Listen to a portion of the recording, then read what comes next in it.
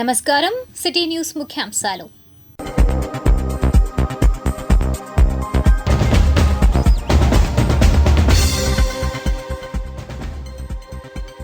BSNL సేవలను ప్రోత్సహిద్దాం. MP Pemmasani పిలుపు. వడ్డేశ్వరం వద్ద యువతిపై దాడి, ప్రేమోన్మాది ఘాతుకం.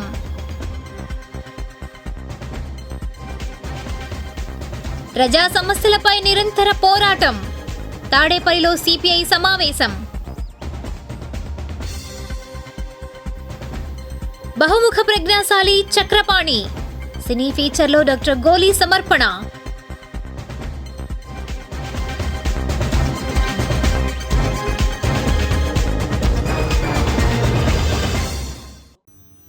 తుళ్లూరు పరిసర ప్రాంతాల్లో వివిధ కార్యక్రమాలు జరిగాయి. వివరాలు రాజధాని రిపోర్ట్లో.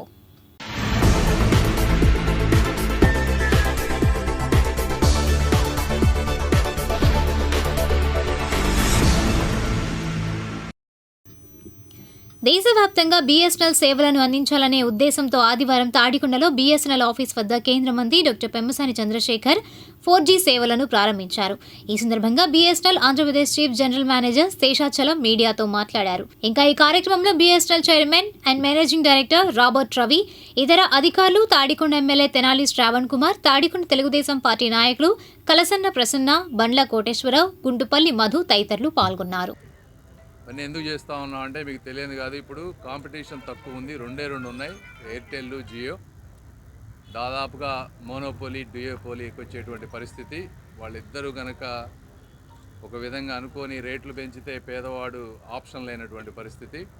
కాబట్టి కేంద్ర ప్రభుత్వం కొన్ని వేల కోట్ల రూపాయలు పెట్టి ఈ రోజున ఎక్స్ట్రా 4G కావాల్సిన టెక్నాలజీని, అడిషనల్ టవర్సు సిటీస్లోనే కాకుండా రూరల్ ప్లేసెస్లో, అత్యంత మారుమూల గ్రామాల్లో, ఆ మారుమూల గ్రామాల్లో ఎక్కువ మంది డబ్బులు ఎక్కువ పెట్టి పే చేయలేరు.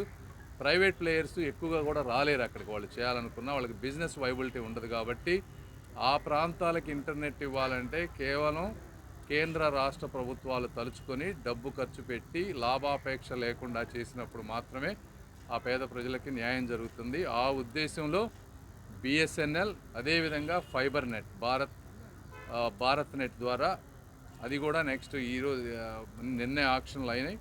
1-2 వీక్స్లో అదంతా ఒక పద్ధతికి వస్తుంది. వచ్చిన తర్వాత ప్రతి గ్రామానికి, ప్రతి ఇంటికి కూడా ఫైబర్ హైయెస్ట్ స్పీడ్ వచ్చే విధంగా, ఇది చంద్రబాబు నాయుడు గారి కళ కూడా.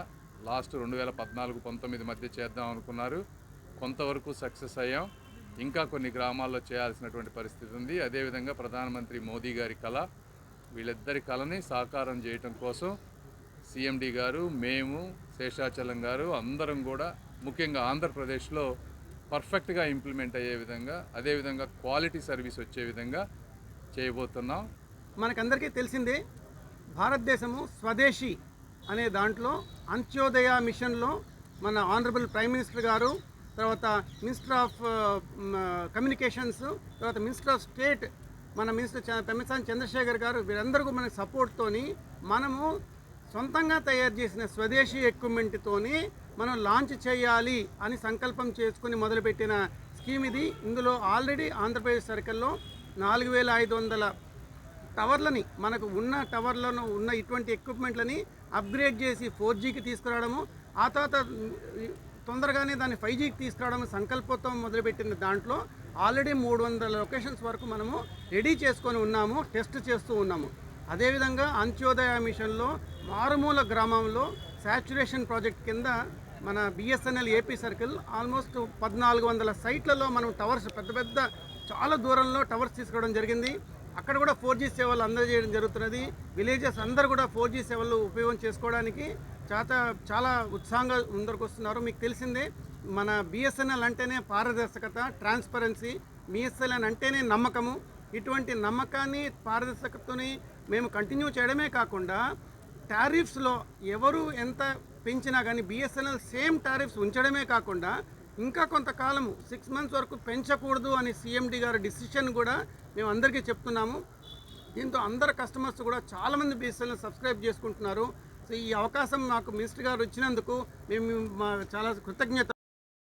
అనంతవరం గ్రామంలో మొందడం హాసిని కంటి ఆసుపత్రి వారు ఉచిత కంటి వైద్య శిబిరం నిర్వహించి సుమారు 300 మందికి కంటి వైద్య పరీక్షలు జరిపి వారికి ఉచితంగా మందులు పంపిణీ చేశారు. వివరాలను డాక్టర్ రహీం బాషా తెలిపారు.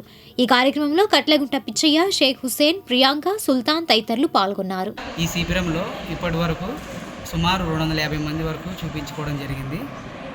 ఉచితంగా మందులు, ఉచితంగా కళ్ళజోళ్ళు ఇవ్వడం జరిగింది.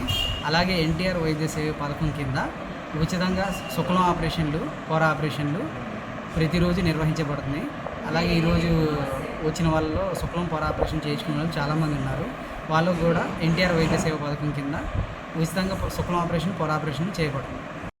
సమాజ శ్రేయస్సు కొరకు ఎఫ్ఆర్టీఐ కృషి చేస్తోందని శనివారం నాగార్జున యూనివర్సిటీలో జరిగిన కార్యక్రమంలో ఎఫ్ఆర్టీఐ జాతీయ అధ్యక్షుడు ప్రతిపాటి చంద్రమోహన్ను తిరుపతి జిల్లా లీగల్ సెల్ జిల్లా అధ్యక్షులు నాగపట్ల రేవతి, ఏవి మహాలక్ష్మి, కుణిదల ముత్యయ్య, తుళ్లూరు మండల ఆర్టీఐ అధ్యక్షులు నల్లగొండ రాము అందరూ కలిసి శాలువాలతో సన్మానించారు.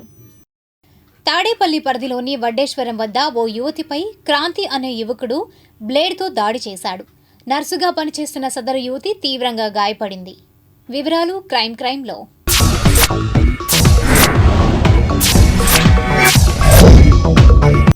తాడేపల్లిలో దారుణం చోటు చేసుకుంది. నర్సుగా పనిచేస్తున్న 23 సంవత్సరాల యువతిపై ఓ ప్రేమోన్మాది దాడికి పాల్పడ్డాడు. వడ్డేశ్వరంలోని హాస్టల్ వద్ద బ్లేడుతో ఈ దాడి చేశాడు. ఘటనలో యువతికి గాయాలయ్యాయి. ఘటనా స్థలాన్ని తాడేపల్లి పోలీసులు పరిశీలించారు.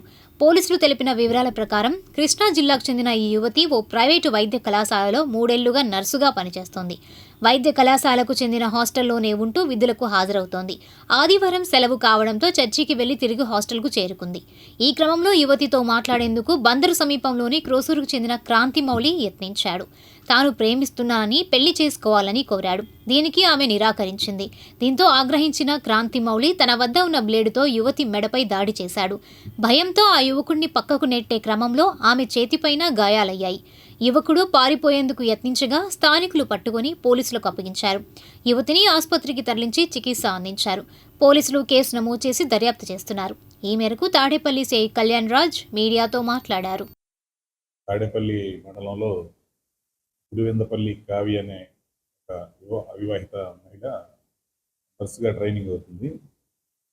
ఈ క్రమంలో ఈమెకి గతంలో పరిచయం ఉన్నటువంటి ఇంటర్మీడియట్లో క్లాస్మేట్ అయినటువంటి ఓరుగంజి క్రాంతిమౌళి అనే అతను గత కొంతకాలంగా ఈ అమ్మాయిని ప్రేమించమని చెప్పి వేధిస్తూ, వెంటబడుతూ, హెరాస్ చేస్తూ ఉన్న క్రమంలో ఈరోజు కావ్య తన హాస్టల్ వద్ద దీపిక రెస్టారెంట్ దగ్గరలో ఉండే లేడీస్ హాస్టల్ దగ్గర ఉండగా ఇతను ప్లాన్డ్గా అమ్మాయిని తీయాలన్న ఉద్దేశంతో హాస్టల్ దగ్గరికి వెళ్ళడం జరిగింది. మ్యారేజ్ గురించి ప్రేమించమని చెప్పని ఒత్తిడి చేస్తూ ఆ అమ్మాయిని వేధించడం జరిగింది. ఈ క్రమంలో ఆ అమ్మాయి నిరాకరించడంతో తను ముందుగా ప్లాన్గా అనుకున్న ప్రకారంగా తెచ్చుకున్నటువంటి జేబులో నుంచి బ్లేడ్ని తీసి ఆమె నెక్ని కట్ చేయడం జరిగింది. వెంటనే ఆ చుట్టుపక్కల నైబర్స్ ఆ అమ్మాయిని హాస్పిటల్కి తీసుకెళ్ళడం జరిగింది. మెడికల్ హాస్పిటల్లో ట్రీట్మెంట్ తీసుకుంటుంది. ప్రజెంట్ ముద్దాయిని కస్టడీలోకి తీసుకున్నాము. అరెస్ట్ కూడా చేయడం జరిగింది. ముద్దాయిని వెంటనే కోర్టులో హాజరుపరుస్తాము. మీద రౌడీ షీట్ ప్రపోజల్ కూడా చేసి రౌడీ షీట్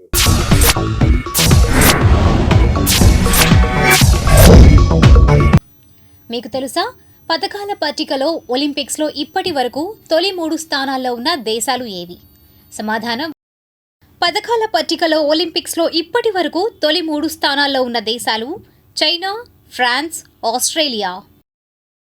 తాడేపల్లి సిపిఐ కార్యాలయంలో ఆదివారం తాడేపల్లి ప్రాంత సిపిఐ కార్యకర్తల ముఖ్య సమావేశం జరిగింది. ముఖ్య అతిథిగా సిపిఐ నియోజకవర్గ కార్యదర్శి చిని తిరుపతయ్య హాజరయ్యారు. ఈ కార్యక్రమంలో సిపిఐ నాయకులు జాలాది జాన్బాబు, మానికొండ డాంగే, మునగాల రామారావు తదితరులు పాల్గొన్నారు. అనంతరం వారు మాట్లాడారు. ఈ నియోజకవర్గంలో తాడేపల్లి ప్రాంతంలో అనేక సమస్యలు ఉన్నాయి. ఆ సమస్యల మీద మేము సుదీర్ఘకాలంగా పోరాటం చేస్తూనే ఉన్నాం.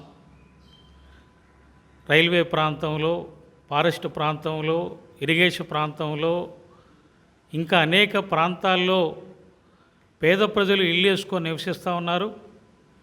వాళ్ళు ఎప్పటికెప్పుడు భయభ్రాంతులకు గురవుతూనే ఉన్నారు. ప్రభుత్వ అధికారులు నోటీసులు వివిధ సందర్భాల్లో ఇచ్చిన సందర్భంలో అందుకని ఇవాళ ప్రస్తుతం ఇక్కడ శాసనసభ్యుడిగా గెలిచినటువంటి మంత్రిగా ఉన్నటువంటి లోకేష్ గారు ఈ ప్రాంత ప్రజలందరికీ కూడా హామీలు ఇచ్చి ఉన్నాడు. ఫారెస్ట్ భూములకి పట్టాలు ఇస్తామని, ఇరిగేషన్ భూములకి పట్టాలు ఇస్తామని, రైల్వే భూములకి పట్టాలు ఇస్తామని ఇంకా చాలా వాగ్దానాలు చేసున్నారు. అవన్నీ కూడా అమలు చేయాలనే సిపిఐ పార్టీగా మేము విజ్ఞప్తి చేస్తూ ఉన్నాం. భారతదేశ పరిపాలనలో మార్గాల్ని ఎప్పటికప్పుడు అధికార పార్టీ యొక్క తప్పులను ఎత్తిస్తూ మంచి ప్రజలకి సంక్షేమ పథకాలు అందడంలో భారత కమ్యూనిస్ట్ పార్టీ సిపిఐ పార్టీ ఎంతో భూమికి పోషించింది. మరి 1960లలో పార్టీ చీలినా కూడా ఎన్నో పోరాటాలు చేసి కమ్యూనిస్ట్ పార్టీ ఈరోజు భారతదేశ వ్యాప్తంగా కమ్యూనిస్ట్ పార్టీ ఎన్నో పోరాటాలకి బ్యాంకుల జాతీయకరణ కానీ అంటరానితనాన్ని రూపుమాపట్లో కానీ భారత కమ్యూనిస్ట్ పార్టీ చాలా భూమి పోషించింది. ఈ యొక్క కట్టినటువంటి డ్యాములు మరి ఈరోజు అధికారంలో ఉన్నటువంటి ఎన్డీఏ ప్రభుత్వం మన రాష్ట్రంలో ఉన్నటువంటి ఉమ్మడిగా ఉన్నటువంటి మరి టీడీపీ, జనసేన, బీజేపీ ప్రభుత్వం ఇక్కడ వచ్చింది. అధికారంలో ఉన్న ఎన్డీఏ ప్రభుత్వం ఈరోజు మరి రాజధానికి 15,000 కోట్లు ఇస్తున్నారు. అవి ఎట్లా ఇచ్చేది గ్రాంట్ రూపంలో ఇవ్వాలని చెప్పి సిపిఐ పార్టీ డిమాండ్ చేస్తుంది. అదేవిధంగా పోలవరం ప్రాజెక్ట్ని మేము కంప్లీట్ చేస్తామని చెప్పి మన బడ్జెట్లో చెప్పారు. పోలవరం కంప్లీట్ చేసి ఇస్తే లేదు, నిర్వాసితులకి మరి వాళ్ళకి ఇచ్చి డబ్బులు ఇచ్చి నిర్వాసితులకి వాళ్ళకి కాంపన్సేషన్ ఇచ్చి వాళ్ళందరినీ ముందు అవన్నీ చేయాల్సిన అవసరం ఉంది. దానికి గ్రాంట్లు కూడా చెప్పాల్సిన అవసరం ఉంది. అవి మన బడ్జెట్లో చెప్పిన దాఖలేదు. అదేవిధంగా విశాఖ స్టీల్ ప్లాంట్ ప్రైవేటీకరణ చెప్పి గత 10 సంవత్సరాలుగా ఈ యొక్క ఎన్డీఏ మోడీ ప్రభుత్వం ఎన్నో ఊరకనే కార్పొరేట్ సంస్థలు కట్టబెడతా ఉంది. దాని మీద క్లారిటీ లేదు. మరి విభజన హామీలు ఉన్నటువంటి మన ఆంధ్రప్రదేశ్కి హామీలు ఎక్కడ కూడా అమలు చేసిన పర్లేదు. ఈ రెండింటిపైన ఉమ్మడి ప్రభుత్వం ఉన్నటువంటి మరి ఈ యొక్క ఎన్డీఏ ప్రభుత్వం, ఆంధ్రప్రదేశ్ ఉన్నటువంటి ప్రభుత్వం వాటివన్నింటినీ మరి ప్రజల పక్షాన పోరాడని అవసరమైతే అఖిల పక్షాన్ని తీసుకెళ్ళి ఈ రెండింటిని కూడా మరి నెరవేర్చాల్సిన అవసరం ఉందని చెప్పి రచయిత, కార్టూనిస్ట్, సాహిత్య కళాకారులు షేక్ సుభానిని అక్షయ సాంస్కృతిక సేవా సమితి అధ్యక్షురాలు ఉన్నం మేరీ సుజాత ఆదివారం దుగ్రాల్లో ఘనంగా సత్కరించారు. ఈ కార్యక్రమంలో కాకా వెంకటేశ్వర్లు పాల్గొన్నారు. ఈ సందర్భంగా సుభాని మాట్లాడారు. 90లో ఈ రచనా రంగంలో కార్టూనిస్ట్గా నేను చాలా క్రియాశీలకంగా ఉండేవాడిని. ఆ తర్వాత కాలంలో ఇంటర్నెట్ వచ్చినాక వారపత్రికలు వాటి ప్రజాదరణ తగ్గిపోయింది. నేను ఆ రచనా రంగానికి కార్టూనిస్ట్గా స్వస్తి పలికి నేను రాజకీయ రంగంలో, కళా సాహితీ రంగంలో చురుగ్గా పాల్గొంటున్నాను. ఎర్రబాలెంలో టీడీపీ సీనియర్ నాయకులు కర్నాటి బాలయ్య ప్రథమ వర్ధంతి కార్యక్రమం ఆదివారం జరిగింది. బాలయ్య చిత్రపటానికి టీడీపీ నియోజకవర్గ సమన్వయకర్త నందం అబద్దయ్య, వివిధ పార్టీల నాయకులు పూలమాల వేసి నివాళులర్పించారు. ఈ కార్యక్రమంలో టీడీపీ నాయకులు ఆకుల ఉమామహేశ్వరరావు, తోటా పార్థసారథి, కర్నాటి శివసత్యనారాయణ, ఆకుల జయసత్య, జనసేన నాయకులు మునగపాటి మారుతీరావు, జేఎస్ఆర్, సిపిఎం నాయకులు డి వెంకట్రెడ్డి, ఎం రవి తదితరులు పాల్గొన్నారు. అనంతరం వారు మాట్లాడారు. కర్నాటి బాలయ్య గారు పెద్దనాన్నగారు చనిపోయి సంవత్సరం కాలమైనటువంటి సందర్భంగా ఈరోజు మొదటి వర్ధంతి కార్యక్రమం ఎర్రబాలెం గ్రామంలో మరి గ్రామ ప్రజలందరి సమక్షంలో జరుపుకోవడం చాలా అభినందించిన విషయం. బాలయ్య గారి జీవితం ప్రతి ఒక్కరు కూడా ఆదర్శంగా తీసుకొని పార్టీకే కాకుండా కుటుంబానికి కూడా పెద్దలాగా ఉండి మరి ఆయన కుటుంబంతో పాటు తన యొక్క అన్నదమ్ముల కుటుంబాలని, వాళ్ళ పిల్లల్ని, మరి ఆడపిల్లలు మగపిల్లల్ని తేడా లేకోకుండా ఒక తన సొంత రెక్కల కష్టం మీద ఈరోజు ఈ స్థాయికి వచ్చి గ్రామ ప్రజలందరికీ కూడా ఒక ఆదర్శంగా నిలిచి అత్యంత విశ్వాసంతో ప్రజల హృదయాల్లో మన్నలు పొంది ప్రజాక్షేమం కోసం పోరాటం చేసి ప్రజల యొక్క అవసరాల కోసం ప్రతినిత్యం ప్రజల్లో ఉండి పోరాటం చేసినటువంటి నాయకులు కర్నాటి బాలయ్య గారు. ఆయన లేని లోటు తెలుగుదేశం పార్టీకి చాలా లోటుగా భావిస్తున్నాం. బసవతారక నగర్ అనేది ఆయన కంచుకోట, ఆయన పిలిపిస్తే అటు ఈ బసవతారక టీడీపీకి పూర్తి స్థాయిలో మెజార్టీ వచ్చే ఏరియా ఎర్రబాలెం గ్రామానికి బసవతారక నగరం. ఈ బసవతారక నగరం ఆయన ఒక పిలిపిస్తే ఆయన ఎటు చెబితే అటు వాళ్ళకి ఏ సమస్యలు ఉన్నా ఏమున్నా ఆయన వెళ్ళి వాళ్ళ అబ్బాయి ఆయన వెళ్ళి ఆ సమస్యలు తిరుగుతూ ఉండేవాళ్ళు. అత్యంత ఆప్తులు, కీర్తిశేషులు కర్ణాటి బాలయ్య గారు ప్రథమ వర్ధంతి సందర్భంగా వారికి ఘనమైన నివాళులు అర్పిస్తూ ఉన్నాం. నాకు బాలయ్య గారితో దాదాపు 25 సంవత్సరాల అనుబంధం ఉంది. అలాంటి వ్యక్తిని కోల్పోవటం చాలా బాధాకరం.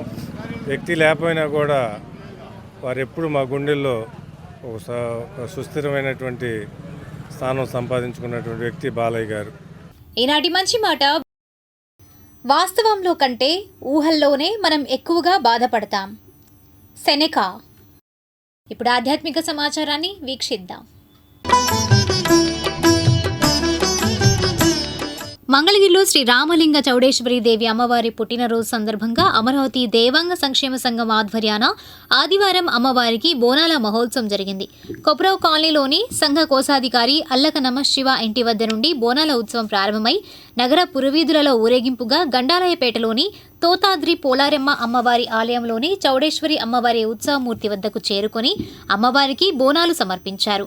మేళ తాళాలు, కనక తప్పెట్లు, బాణసంచ, కోలాటం వద్ద ఉత్సవం సాగింది. ఉత్సవంలో టీడీపీ నాయకులు నందం అబద్దయ్య, గుత్తికొండ ధనుంజయరావు, దామర్ల రాజు, జనసేన నాయకులు చిల్లపల్లి శ్రీనివాసరావు, బీజేపీ నాయకులు దామర్ల రాజు, రాష్ట్ర దేవాంగ సంక్షేమ సంఘం నాయకులు బండారు ఆనంద్ ప్రసాద్, మాడిశెట్టి శివశంకరయ్య, స్థానిక సంఘం నాయకులు బల్లా వెంకటరమణ, అల్లక తాతారావు, నమశివాయ, ముత్తిక వీర వెంకట సత్యనారాయణ, కొసనం కోటనాగ, శ్యామలరావు తదితరులు పాల్గొన్నారు.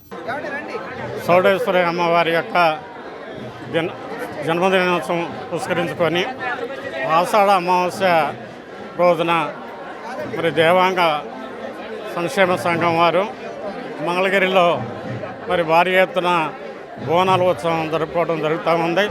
ఈ బోనాల ఉత్సవానికి మా అందరిని కూడా ఆహ్వానించినందుకు వారికి ప్రత్యేక ధన్యవాదాలు తెలియపరుచుకుంటా ఉంటా.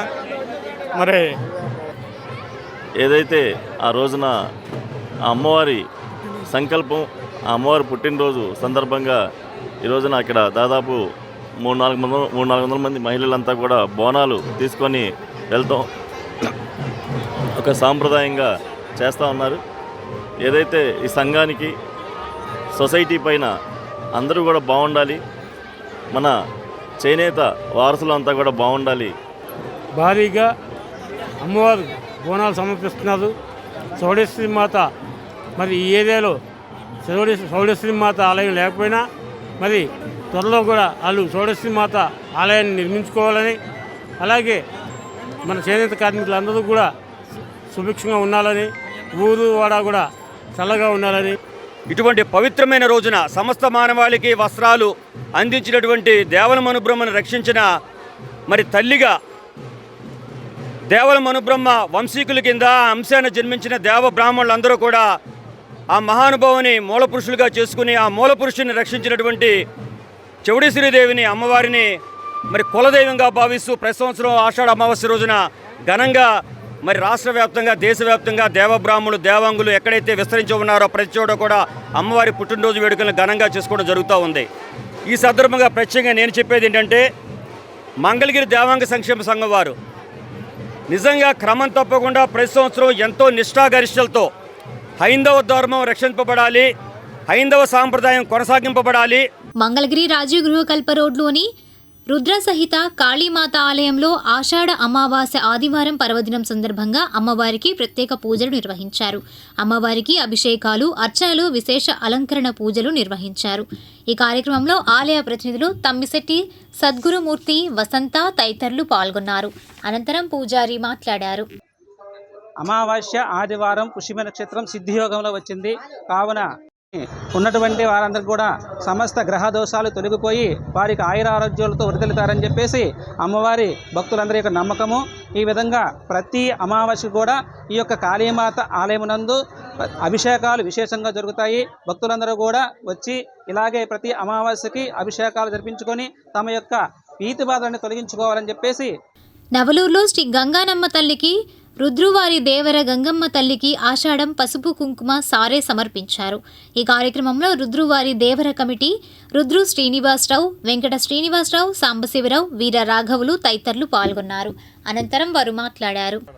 ఆషాఢ మాసం వెళ్ళిపోతున్న సందర్భంగా అట్టనే ఈ నవలూరు గ్రామంలో రుద్రువారి ఆడపిల్లలు, అలానే ప్రముఖులు, మా గ్రామంలో ఆడపిల్లలు అందరూ మా సోదరులు కలిసికట్టుగా చక్కమైన పొజిషన్లో గ్రామ దేవత గంగాణమ్మ గారికి, రుద్రువారి గంగమ్మ తల్లికి పసుపు కుంకుమ చీర జాకెట్ సమర్పించడం ఆలోచన చేస్తున్నారు. ఎంతో మంచిదని గ్రామంలో ప్రతి ఒక్కరు కూడా ఈ కార్యక్రమానికి అందరూ ఉత్సాహంగా వచ్చి జయపరచన చేసి చాలా సంతోషంగా ఉంది. అలానే మన గ్రామం ఎంతో అభివృద్ధి చెందాలి. దైవకార్యంలో ప్రతి ఒక్క ఇంట్లో దైవకార్యంలో అభివృద్ధి చెందాలని కోరుకుంటూ గ్రామంలో ఉండే భక్తులందరూ కూడా అమ్మవారికి సారె తీసుకొని ఊరేగింపుగా శ్రీ నాగేంద్ర స్వామి పుట్ట దగ్గర నుంచి మరి గ్రామ ప్రవీధులు అన్ని వీధులు తిరుక్కుంటూ అమ్మవారి వారులతోటి చక్కగా ప్రతి దేవాలయానికి పశువు కుంకుమ సమర్పించుకుంటూ రుద్రువారి ఆడపడుసులు వాళ్ళ సోదరులందరూ కూడా ఈ కార్యక్రమంలో పాల్గొని రుద్రువారి గంగమ్మ తల్లికి చీరా సారెతోటి ఎంతో ఘనంగా వైభవంగా ఈ నవలూరు గ్రామంలో జరుపుకోవడం జరిగింది. అంతే మరి ఆ అమ్మవారి కృపా కటాక్షం అందరికి ఉండాలని